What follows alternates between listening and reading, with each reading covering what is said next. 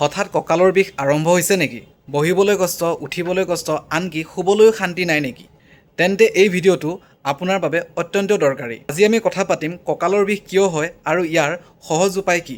কঁকালৰ বিষ আজিকালি বহুত সাধাৰণ সমস্যা।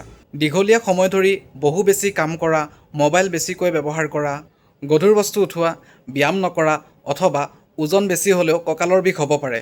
কিন্তু মনত ৰাখিব, যদি বিষটো বাৰে বাৰে হয় অথবা ভৰিলৈ জিনজিনাই যায় বা খোজ কাঢ়িবলৈ কষ্ট হয়, তেন্তে ডক্তৰক দেখুৱাটো খুবেই প্ৰয়োজনীয়।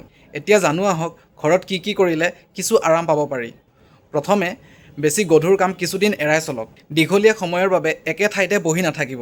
প্ৰতি 30 মিনিটত অলপ খোজ কাঢ়ক। গৰম পানীৰ সেক ল'ব পাৰে, ই মাংসপেশী শিথিল কৰি বিষ কমোৱাত সহায় কৰে।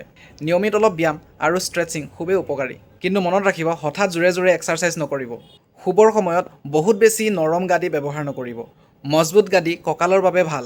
আৰু এটা ডাঙৰ কথা, কেলছিয়াম আৰু ভিটামিন ডি ডেফিচিয়েঞ্চি হ'লেও হাড় দুৰ্বল হৈ বিষ হ'ব পাৰে। সেয়েহে পুষ্টিকৰ আহাৰ খাব লাগিব। এনেধৰণৰ কেলছিয়ামযুক্ত আহাৰে যথেষ্ট সহায় কৰে।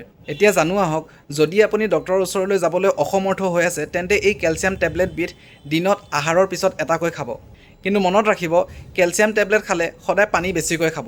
কম পানী খালে কিডনী ষ্ট'ন হোৱাৰ সম্ভাৱনা থাকে। আৰু এই ভিটামিন বি কমপ্লেক্সটো ৰাতি আহাৰৰ পিছত এটাকৈ খাব। আৰু শেষত এই ভিটামিন ডি কেপচুলটো সপ্তাহত এটাকৈ খাব। এটলিষ্ট 1 মাহৰ বাবে এই কোৰ্চটো কৰি চাওক, ৰিজাল্ট নিশ্চয় পাব।